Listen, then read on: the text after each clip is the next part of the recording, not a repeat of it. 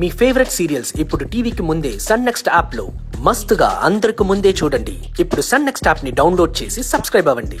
రావద్దని తరివేశాను, వాడే పాండు అయి ఉంటాడు. అరే, వాడి కోసం వాళ్ళ అమ్మా నాన్న వెతుకుతారు, మీ పుట్టింటి వాళ్ళు కూడా వెతుకుతారు. నువ్వు ఆందోళన పడకు.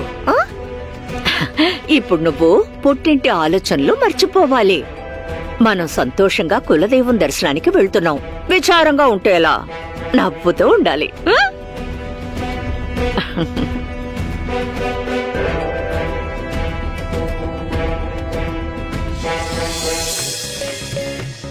వత్సలా వత్సలా, అబ్బా ఇల్లంతా గుమగుమలాడిపోతోంది.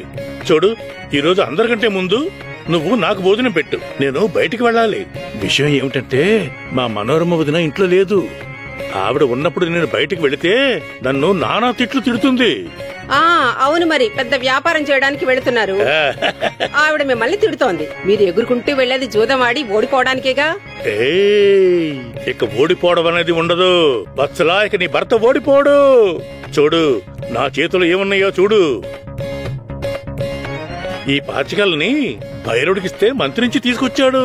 ఇప్పుడు నేను వీటితో ఆడితే నేను అనుకున్న సంఖ్య పడుతుంది. అలాగా?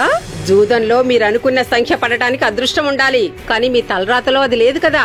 మీరు అదృష్టవంతుడైతే ఈ ఇంట్లో నేను వంట మనిషిలాగా, మీరు జీతగాడిలాగా ఉండాల్సిన కర్మ పట్టేది కాదు కదా. ఆ పాచికల్ని దూరంగా విసిరేసి వెళ్లి భక్తిగా భగవంతుణ్ణి ప్రార్థించండి. సఖు ఇక్కడే ఈ ఇంట్లోనే ఉండాలి, అది వాళ్ళ పుట్టింటికి వెళ్లకూడదు అని. అది గనక ఇక్కడే ఉంటే ఇంటి పనుల్లో నాకు కాస్త చేదోడు వాదోడుగా ఉంటుంది. నేను విశ్రాంతి తీసుకోగలుగుతాను. కానీ అలా జరగాలంటే సఖు ఆ నాగోజీ బాబా కాళ్లు మొక్కాలి.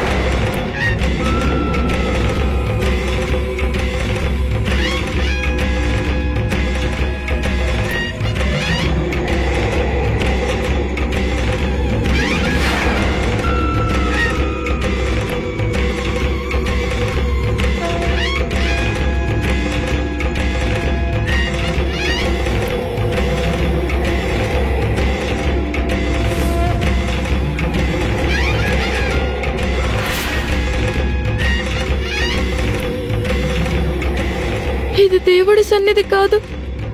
నేను ఎక్కడికొచ్చాను?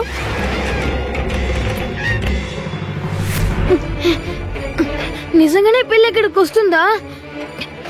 ఖచ్చితంగా వీళ్ళు నన్ను పిల్లని కలవనివ్వరు. పాపం పిల్ల ఎలా ఉందో.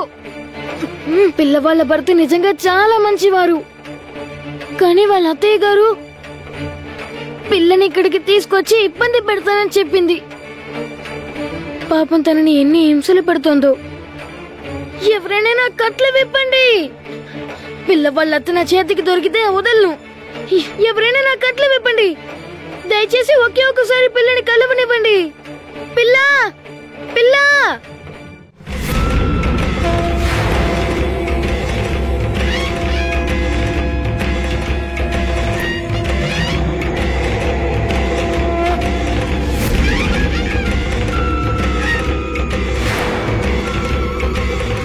అత్తయ్య గారండి, నాకు చాలా భయం వేస్తుంది. ఈ ప్రదేశం చాలా విచిత్రంగా ఉంది. మనం వెంటనే ఇంటికి వెళ్ళిపోదాం. అత్తయ్య గారు, నాకు భయం వేస్తుంది. నాకు గుండె ఆగిపోయేలా ఉంది.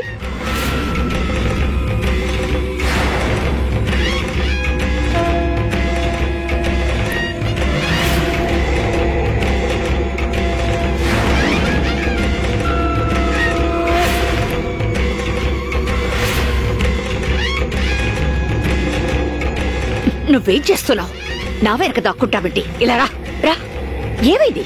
ముందుకు రా. అత్తయ్య గారు, నాకు భయం వేస్తుంది. స్పృహలోనే ఉన్నావా? అరే, ఇది మన కులదైవం కొలువున్న ప్రదేశం. ఇక్కడ భయం ఎందుకు?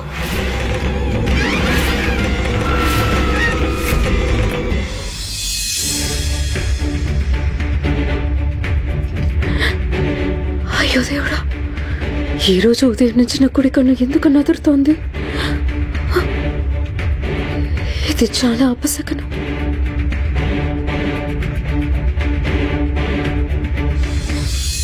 ఉమా, వెనపూసి ఇవ్వు, ఆలస్యం అవుతుంది. పాండురాంగ్ కూడా ఎదురు చూస్తున్నాడు. మీరెప్పుడూ ఇంతే సక్కులాగా హడావుడి పెడతారు. మరి నేను సక్కు లేని లోటుని తీర్చాలి కదా ఉమ్మా, త్వరగా ఇవ్వు.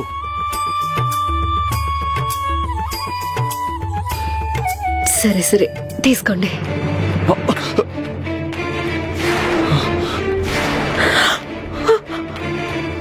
అయ్యో, ఏంటిది ఉమా? వెన్నంతా ఒలికిపోయింది. అయ్యో దేవుడా, నాకు ఇదేదో అపశకనంలా అనిపిస్తోంది. అసలు పొద్దుటి నుంచి నా కుడికో నదురుతోంది. ఆడవాళ్ళకి కుడుకన్ను అదురుతోందంటే నిజంగా చాలా అశుభ సూచన. నైవేద్యం వెన్న ఒలికిపోయింది.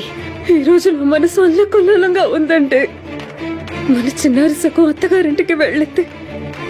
తను కూడా వాళ్ళతో కలిసిపోయి ఉంటుందా లేదా? పాపం కంగారు పడుతుందేమో. తను అక్కడ ఎలా ఉండుంటుంది? మన కోసం బెంగ పెట్టుకుని ఉండుంటుందా? లేదు మా, అలా మాట్లాడుకో. సక్కు కష్టాల్లో ఉందంటే నేను కనీసం ఆ ఊహను కూడా భరించలేను.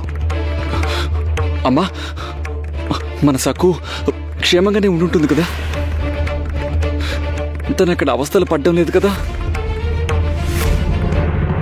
దిగు సక్కు, మనస్ఫూర్తిగా బాబా గారికి నమస్కరించండి. ఆయన ఆశీర్వాదం తీసుకోండి.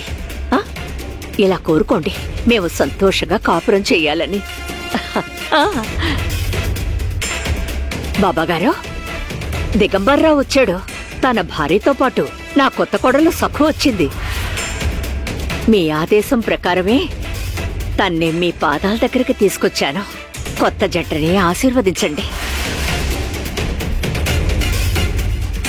వెళ్ళండి వెళ్ళండి, దండం పెట్టుకోండి, వెళ్ళండి. అలాగే పద సక్కు. ఏమండి,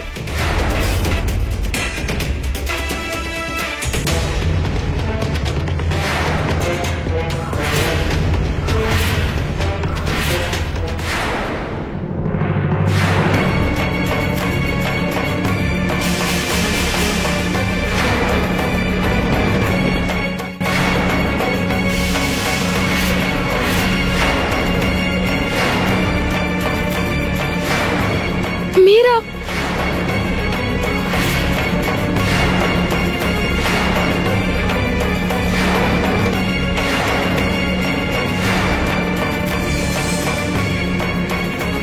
ఊరికే పాండురంగడి జపం చేస్తోంది. నేను ఇలాంటి చిల్లర దేవుళ్ళని నమ్మనని గట్టిగా చెప్పు.